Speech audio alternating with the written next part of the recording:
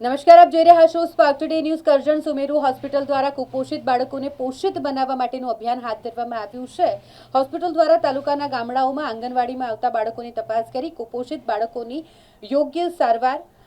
કરાવવામાં, યોગ્ય ખોરાક તેઓને મળે તે માટેનું ધ્યાન આપી વધુમાં વધુ કુપોષિત બાળકો પોષિત બને તેવા ઉમદા હેતુ સાથે કામગીરી કરવામાં આવી રહી છે।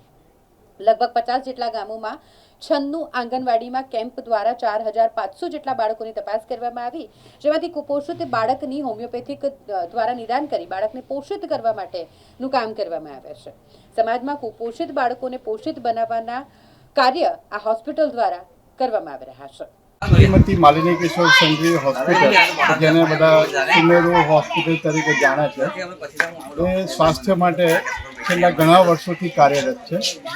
અને છેલ્લા 5 વર્ષથી અમે કુપોષણ માટે, માલન્યુટ્રિશન માટે કરજણના લગભગ 50 ગામો અને 96 આંગણવાડીમાં આ સારવાર માટે અમે કેમ્પ નિયમિત આયોજી રહ્યા છીએ અને અત્યાર સુધીમાં લગભગ 4500 જેટલા બાળકોનો લાભ લીધેલો છે અને અમારી ટીમ, અમારા સોશિયલ વર્કર યોગેન્દ્રભાઈથી લઈને અમારા ઇન્ટર્ન્સ ડૉક્ટર, એ બધા જ નિયમિત રીતે દરેક ગામડામાં આંગણવાડીમાં જઈ અને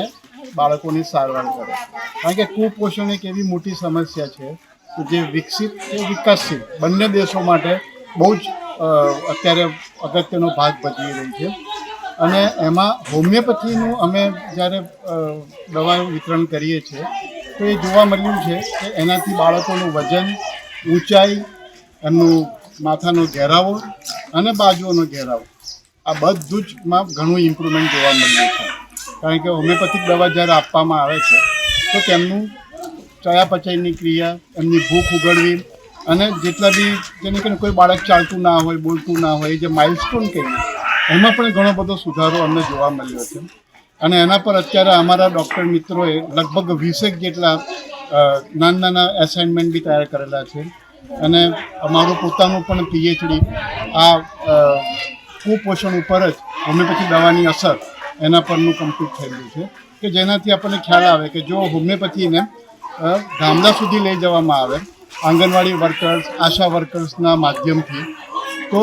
ઘણો બધો સુધારો બાળકોમાં જોવા મળી શકે છે અને આ જ પ્રવૃત્તિને ગવર્મેન્ટ જો વધારે વેગ આપે તો કદાચ ભારત દેશમાં કુપોષણને આપણે ઘણા બધા અંશે નાખી શકીએ છીએ। શુભ નામ સાહેબ આપનું? મારું નામ ડૉક્ટર મિહિર પરીખ।